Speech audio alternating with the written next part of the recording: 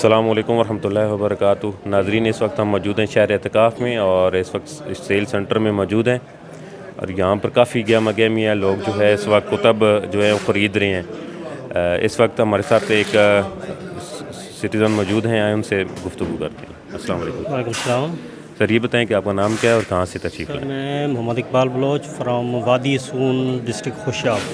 اچھا، یہ بتائیں کہ آپ اتنی دور سے شہر اعتکاف میں تشریف لائیں، ایسی کیا وجہ تھی کہ آپ اتنا سفر کر گئے ہیں؟ سر، یہاں پہ جو آنے کا سب سے مین مقصد ہے، یہاں پہ جو تربیت ہوتی ہے نا، اعتکاف پہلے آپ مسجد میں بیٹھ جائیں، لیکن جو یہاں پہ آپ آ کے تربیت حاصل کرتے ہیں نا، وہ مسجدوں میں نہیں ہوتی۔ جی، ٹھیک ہو گیا۔ آپ نے ابھی یہ کتاب خریدی ہے؟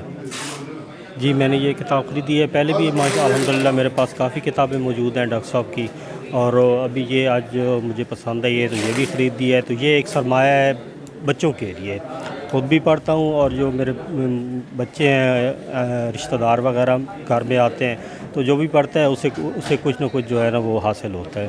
تو جی نا، اچھا، آپ سے یہ ایک سوال ہے کہ جہاں پہ جتنی کتب دیکھی گئی ہیں ان کے اوپر حضور صدی شیخ الاسلام ڈاکٹر محمد قادری صاحب کا نام مینشن ہے ایز اے مصنف۔ یہ ساری کتب ڈاکٹر قادری صاحب نے خود لکھی ہیں؟ سہر ہے جی، جو آدمی اتنی عرصے سے کاوش کر رہا ہے اور انہوں نے خود ہی لکھی ہوں گی، وہ کسی سے تھوڑی لکھوائی ہوں گی یا کسی کی نقل یا کاپی تھوڑی کی ہوگی۔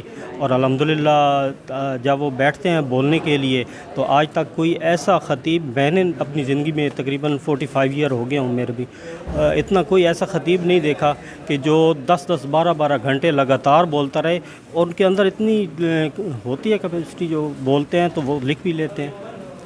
اس کا مطلب ہے اگر اتنا آدمی اتنی لمبی تقریر کر سکتا ہے تو وہ اتنا تحریر بھی نہیں لکھ سکتا ہے۔ جی، بہت شکریہ، بہت شکریہ۔